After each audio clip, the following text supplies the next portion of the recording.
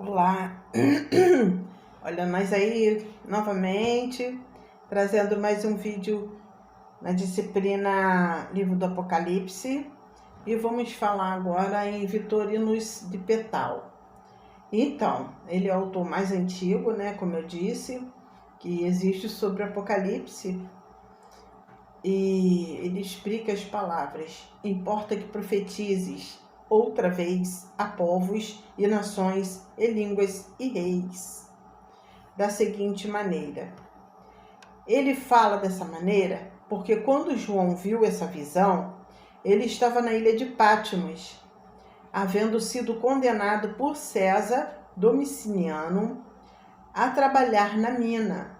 Lá, então, ele viu o Apocalipse, e agora que, avançados em anos, ele começava a pensar que seria recebido no descanso através de seus sofrimentos. Domiciano morrera, e todas as suas sentenças foram canceladas. E assim, João, após ter sido liberto da mina, entregou essa mesma revelação que recebeu do Senhor. Novamente, ao discutir o oitavo rei mencionado no capítulo 17 do livro de Apocalipse, Vitorinos nos diz em seu comentário que para sexto era Domiciano, em cujo reinado foi escrito o Apocalipse. No quarto século, Jerome testifica que quando João escreveu o Apocalipse, ele estava na ilha de Patmos durante o 14º ano de César Domiciano, 95 d.C., sendo ele o segundo dos Césares que perseguiram os cristãos, sendo Nero o primeiro. Durante os primeiros 3 séculos e meio, no entanto, nenhum escritor pareceu surgir outra data. Mas, na última metade do século IV, essa harmonia foi quebrada por Epifânios de Salamis, cujo testemunho, no entanto, é absolutamente inválido, contra os que foram citados, sem contar que é totalmente inverossímil em si mesmo. Ora, Epifânio foi um dos mais descuidados e inacurados da antiguidade. Sua notável declaração é esta: que João retornou do exílio aos 90 anos de idade, durante o reinado de Cláudio. Agora, Cláudio foi assassinado em 54 d.C., no entanto, se João estivesse com 90 anos naquele tempo, ele deveria ter 33 anos a mais que o Senhor. E ele também deveria estar com 63 anos quando foi chamado para ser um dos apóstolos do Senhor. É claro, então, que a data de Cláudio pode ser sumariamente dispensada. Então, o balanço das evidências externas está sobremaneira a favor da data domiciliana. Há muitas outras testemunhas que nós não mencionamos, que poderiam dar suporte ainda maior a essa visão. Assim como as evidências externas são abundantes, também as internas são igualmente fortes na mesma direção.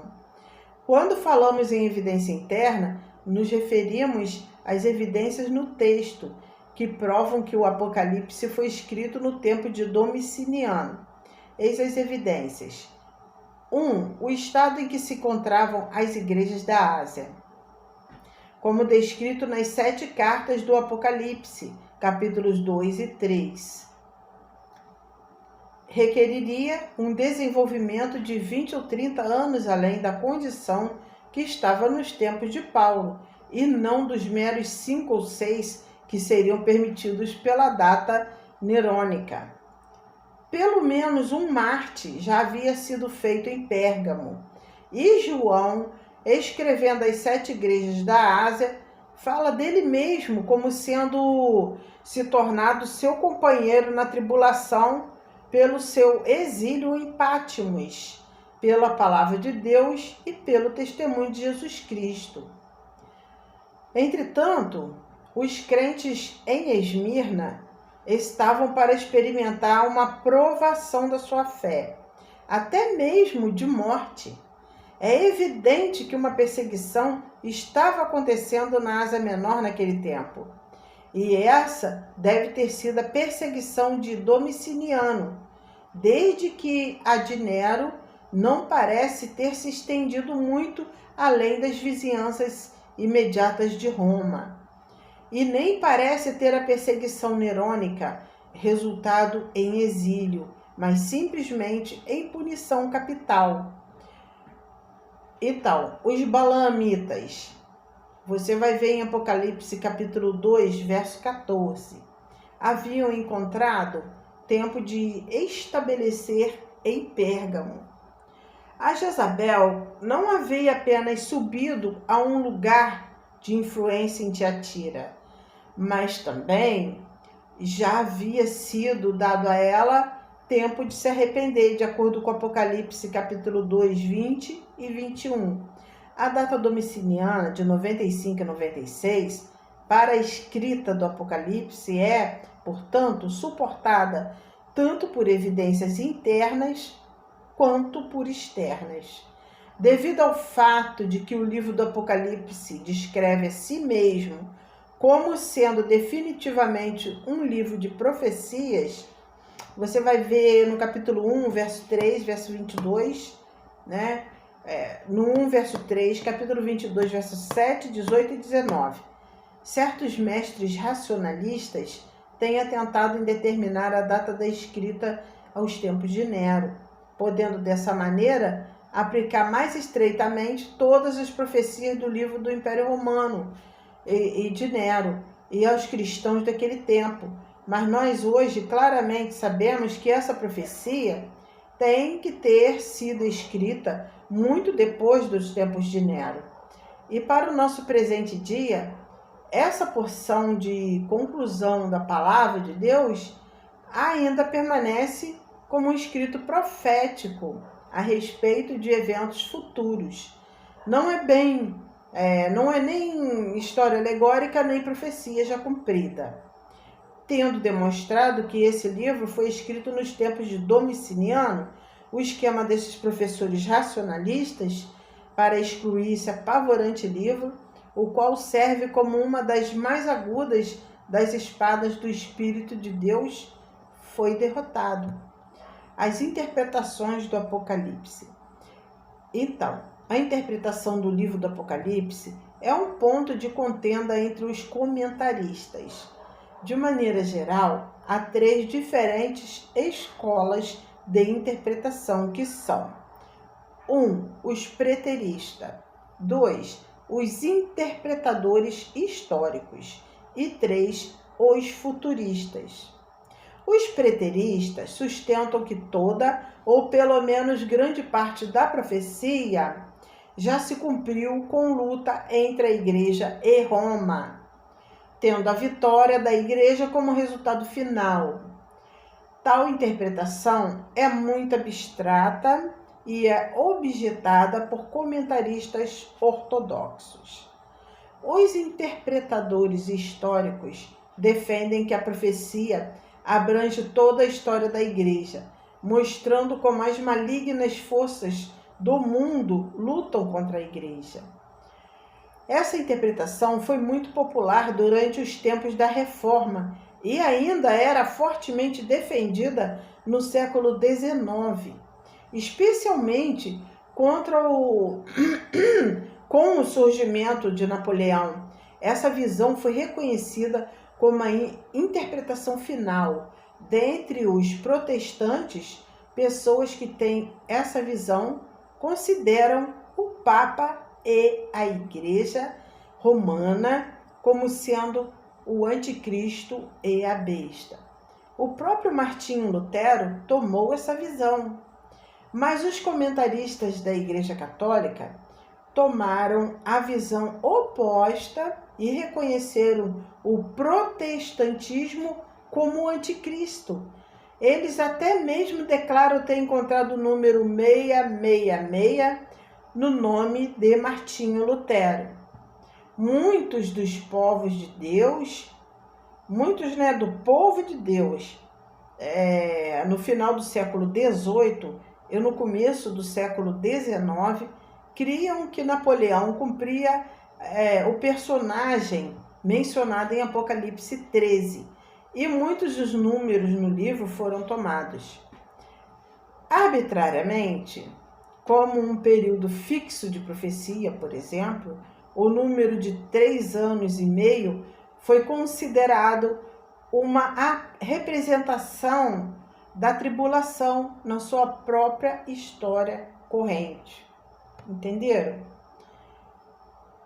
Muitos dos números foram tomados arbitrariamente como um período fixo de profecia. Por exemplo, o número de 3 anos e meio foi considerado uma representação da tribulação na sua própria história corrente. Os futuristas mantêm a ideia de que a maior parte da profecia ainda está para se cumprir no futuro. A partir do capítulo 4, nem mesmo uma letra foi cumprida. Os capítulos 2 e 3 falam da igreja. Só depois que o período da igreja for cumprido é que qualquer coisa depois do capítulo 4 pode ser cumprida. Os capítulos 6 a 19, referem-se a eventos que acontecerão no tempo das últimas 70 semanas de Daniel. E as últimas 7 semanas de Daniel não podem começar sem que a história da igreja esteja completa. Essa interpretação é a mais satisfatória, pois é a que mais coincide com as profecias encontradas em outras passagens da Bíblia. No entanto, nós não temos a intenção de contender por uma opinião. De fato, que possa o Senhor sempre nos afastar disso. O que desejamos é a sua verdade.